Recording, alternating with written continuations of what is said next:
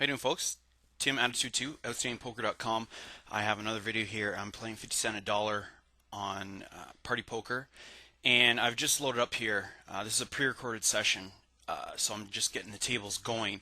I have one table that's going heads up, and there'll be another couple that fill the screen as time progresses. So I'm going to jump into the action here.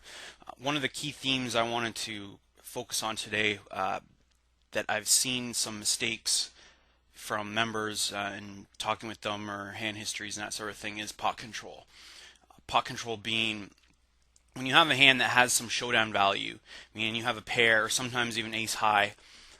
You don't necessarily have to always be betting and trying to get your opponent to fold. I think that's one thing that beginning players don't grasp totally, and they make a lot of big mistakes trying to bluff someone out with big continuation bets or that sort of thing, when a lot of times you have some showdown value with ace high or like bottom pair or some low pocket pair, that sort of thing, and you can actually not even just win the hand, but you can induce a lot of bluffs and get even more value by taking pot control lines. And it's especially important at low stakes where people aren't going to exploit you for taking pot control lines very often at all.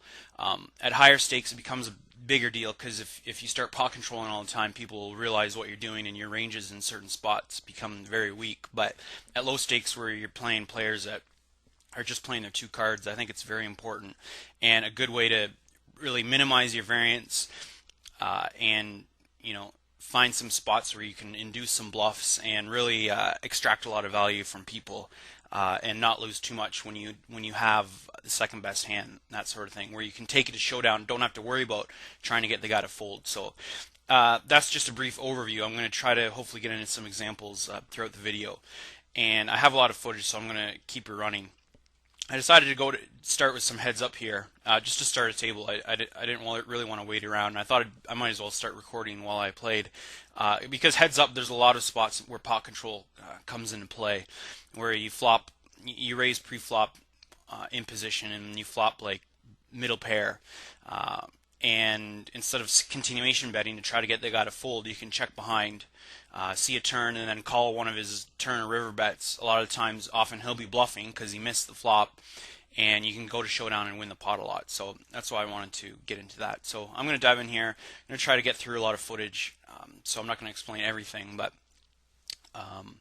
here we go. So if you haven't played too much heads up, it's all about position, right? I'm going to be raising probably about 90% of hands on the button, and I'm going to only be playing probably about like 35 to 40% of big blinds to a 3x raise on the button.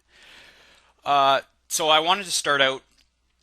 I like to start out sort of on the aggressive side with three betting, just to get him on his heels and establish some aggression in the match, so that when I do pick up a big hand, I can get some action from it. So that's why I decided to 3-bet queen 5 suited there. Here I've picked up 10-7. I'm just going to pause it here. I wish we didn't see the flop yet, because it's not as relevant in terms of why I called. So he also 3-bet. I imagine this guy's a regular, because mainly just regulars will start tables. So I imagine he kind of knows what he's doing.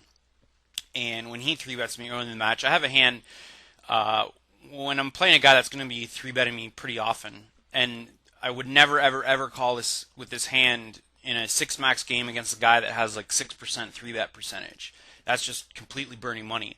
But when I'm playing heads up against a guy that is 3-betting me on, what is that, like his third chance in the big blind, and I assume he's a regular. I assume he kind of knows how to play heads up, and he's going to be 3-betting me probably 15 to 20%, if not more. I can call with 7. It's a marginal call. I wouldn't fault folding it either.